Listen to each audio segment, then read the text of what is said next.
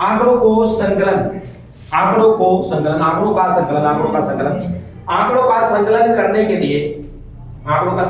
के लिए, कुछ सांख्यिकीय विधियां, आंकड़ों का संकलन करने के लिए कुछ सांख्यिकीय विधि। पहली विधि प्रत्यक्ष व्यक्तिगत अनुसंधान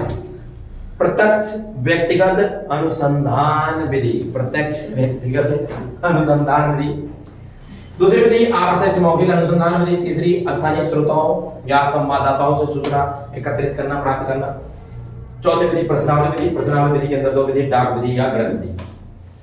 तो पहली विधि प्रत्यक्ष व्यक्तिगत अनुसंधान विधि वह विधि है, कल्पना कीजिए कि आप किसी फैक्ट्री के मजदूर के बारे में क्या करना चाहते हैं, जानना चाहते हैं कि फैक्ट्री के मजदूरों को क्या समय पर सैलरी दी जाती है, क्या उनसे 8 घंटे का काम करवा करके 8 घंटे की मजदूरी दी जा रही है, या फिर 12 घंटे का काम करवा करके 8 घंटे की ही मजदूरी दी जा रही है। कुछ ऐसी चीजों को क्या करना, पता लगाना है। तो इसके लिए आप फैक्ट्री में जाकर के फैक्ट्री के मजदूरों के बारे में इंफॉर्मेशन, जानकारी प्राप्त करना चाहते हैं, तो आप इसको एकत्रित करने के दो मेथड, जैसे प्रत्यक्ष व्यक्तिगत अनुसंधान विधि, अप्रत्यक्ष मौखिक अनुसंधान विधि। यदि आप प्रत्यक्ष व्यक्तिगत अनुसंधान विधि के द्वारा मजदूरों के बारे में आंकड़े एकत्रित करना चाहते हैं, तो इसका प्रत्यक्ष व्यक्तिगत अनुसंधान विधि, आप फैक्ट्री के अंदर जाएंगे और उस फैक्ट्री के सभी मजदूरों से मिलेंगे और सभी मजदूरों के बारे में इंफॉर्मेशन यानी जानकारी प्राप्त करेंगे। लेकिन यदि आप अप्रत्यक्ष मौखिक अनुसंधान विधि का प्रयोग करके फैक्ट्री के मजदूर के बारे में इंफॉर्मेशन कलेक्ट करना चाहते हैं, तो आप फैक्ट्री के अंदर जाएंगे, फैक्ट्री के मालिक से या फैक्ट्री के मैनेजर से या ठेकेदार से मिल करके उस फैक्ट्री के बारे में सारी की सारी इंफॉर्मेशन प्राप्त कर लेंगे। तो प्रत्यक्ष व्यक्तिगत अनुसंधान विधि, अप्रत्यक्ष मौखिक अनुसंधान विधि के द्वारा यदि आंकड़े एकत्रित करने हैं, तो दोनों में थोड़ा सा डिफरेंस, क्या अंतर है भैया? अंतर क्या है? अंतर यह है कि प्रत्यक्ष व्यक्तिगत में आप फैक्ट्री के सभी मजदूरों से जाकर के आंकड़े क्या करेंगे, एकत्रित करेंगे। लेकिन अप्रत्यक्ष में आप मजदूरों से ना मिल करके फैक्ट्री के ऑनर से या फैक्ट्री के मैनेजर से मिल करके मजदूरों के बारे में सारी इंफॉर्मेशन एकत्रित कर लेंगे। दोनों में अगर प्रत्यक्ष व्यक्तिगत अनुसंधान विधि और अप्रत्यक्ष मौखिक अनुसंधान विधि के बारे में अगर दोनों में अंतर स्पष्ट करते हैं, तो दोनों में अंतर है समय को लेकर के अंतर है भाई। समय प्रत्यक्ष व्यक्तिगत अनुसंधान विधि के द्वारा अगर हम आंकड़े एकत्रित करते हैं तो उसमें समय क्या लगेगा, ज्यादा लगेगा। लेकिन अप्रत्यक्ष मौखिक अनुसंधान विधि का प्रयोग करके आंकड़े एकत्रित करते हैं तो समय क्या लगेगा, कम लगेगा।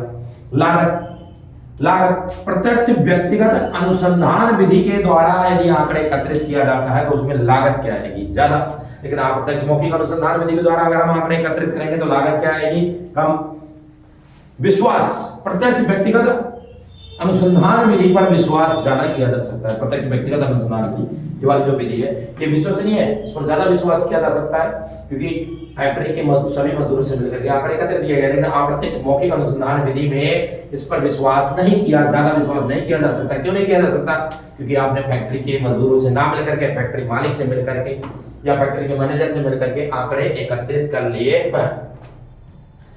क्षेत्र विश्वास, शुद्धता प्रत्यक्ष व्यक्तिगत अनुसंधान विधि के द्वारा जो आंकड़े एकत्रित किए जाते हैं वो क्या होते हैं, शुद्ध होते हैं। और अप्रत्यक्ष व्यक्तिगत अनुसंधान विधि के द्वारा जो आंकड़े एकत्रित किए जाते हैं वो क्या होते हैं, अशुद्ध होते हैं। अगला पार्ट आता है क्षेत्र। प्रत्यक्ष व्यक्तिगत अनुसंधान विधि का क्षेत्र छोटा होता है और अप्रत्यक्ष व्यक्तिगत अनुसंधान विधि का क्षेत्र क्या होता है, अप्रत्यक्ष मौखिक अनुसंधान विधि का क्षेत्र क्या होता है, बड़ा होता है।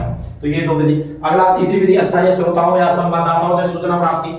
इसमें क्या होता है, आपने देखे होंगे न्यूज रिपोर्टरों को देखे होंगे, जगह जगह पर न्यूज एजेंसियों के जो न्यूज रिपोर्टर होते हैं वो जगह जगह पर क्या हुए होते हैं, फैले हुए होते हैं। और वहां से लगातार सूचनाएं एकत्रित करके संस्था को क्या करते रहते हैं, यानी न्यूज एजेंसी को क्या करते रहते हैं, भेजते रहते हैं। या फिर स्थानीय श्रोताओं से, असल वहां पर जैसे कुछ होता है, वहां पर किसी ने क्या किया, आंखों देखा, कोई गवाह है, उससे क्या कर लिया, तुमने क्या कर लिया, पूछ लिया, हाँ भाई ऐसे कार आई और कार आने के बाद दीवार से क्या हुआ, सॉरी बैरियर से क्या हुई, टकराई और कार का क्या हो गया, एक्सीडेंट हो गया। स्थानीय श्रोताओं से आंकड़े क्या किया जा सकता है, एकत्रित किया जा सकता है। या फिर संवाददाता, जो उनके संवाददाता यानी न्यूज रिपोर्टर जो लगे हुए हैं वो लगातार अनुसंधान के क्षेत्र में रहते हैं, यानी जहां पर उन्हें न्यूज कलेक्ट करनी होती है रहते हैं और लगातार आंकड़े एकत्रित करके अनुसंधान को भेजते रहते हैं, न्यूज एजेंसी को भेजते रहते हैं। तो एक तरीका ये है। अगला आता है प्रश्नावली विधि। प्रश्नावली विधि, प्रश्नावली विधि के अंदर क्या होता है, प्रश्नावली विधि के अंदर क्या होता है, प्रश्नावली विधि इसमें क्या होता है, एक फॉर्म तैयार किया जाता है, उस फॉर्म में पूरी पूरी क्या होती है, डिटेल होती है, आपके बुक के अंदर छपा हुआ है प्रश्नावली पूरी तरह से, क्वेश्चनरी छपा हुआ है। अब उस क्वेश्चनरी के माध्यम से आंकड़े क्या किए जाते हैं, एकत्रित किए जाते हैं, उस क्वेश्चनरी के माध्यम से आंकड़े क्या किए जाते हैं, एकत्रित किए जाते हैं। अब उस क्वेश्चनरी के यानी उस प्रश्नावली के माध्यम से आंकड़ा एकत्रित करने के भैया दो विधि है, पहला डाक विधि है, दूसरा गणक विधि। डाक विधि में क्या होता है कि उस क्वेश्चनरी बोले तो उस प्रश्नावली को डाक के द्वारा, भाई पोस्ट के द्वारा क्या किया जाता है, मेल के द्वारा लोगों तक क्या कर दिया जाता है, पहुंचा दिया जाता है, और लोगों से आग्रह किया जाता है, प्रार्थना किया जाता है कि इसे अपनी इंफॉर्मेशन भर करके, डिटेल भर करके भाई पोस्ट के द्वारा फिर से तुम्हें क्या कर देना, वापस करना है। गणक विधि, गणक विधि में ऐसा डाक विधि से विपरीत गणक विधि में होता है, क्या होता है इसमें प्रश्नावली, अनुसंधानकर्ता जो होता है, इन्वेस्टिगेटर जो होता है, जो गणक होता है, एनुमरेटर जो होता है, वो अनुसंधान के क्षेत्र में उस प्रश्नावली को लेकर के स्वयं जाता है और लोगों से पूछ करके, लोगों से, जनता से पूछ करके आंकड़े क्या करता है, एकत्रित करता है। आंकड़े क्या करता है, एकत्रित करता है। तुमने देखा होगा जब जनगणना होती है तो जनगणना में आते हैं एनुमरेटर, गणक आते हैं और लोगों के घर घर जा करके आंकड़े क्या करते हैं, एकत्रित करते हैं। घर में कितने लोग हैं, कितने पुरुष हैं, कितनी महिलाएं हैं, कितने बच्चे हैं, कितने लोग पढ़ते हैं और कितने लोग काम पर जाते हैं, कितनी महिलाएं हाउसवाइफ है यानी घर गृहिणी है, घर का काम करती है, और कितने पुरुष जो है घर काम करने में असमर्थ है, कितने बच्चे हैं जो स्कूल नहीं जाते हैं, एक्सेट्रा, सब कुछ पूछा जाता है। भारत के अंदर जो जनगणना जो होती है, जनगणना विधि, जनगणना जो होती है भारत के अंदर पहले जो औपनिवेश काल के अंदर जो पहली जनगणना हुई थी वो 1881 में संपूर्ण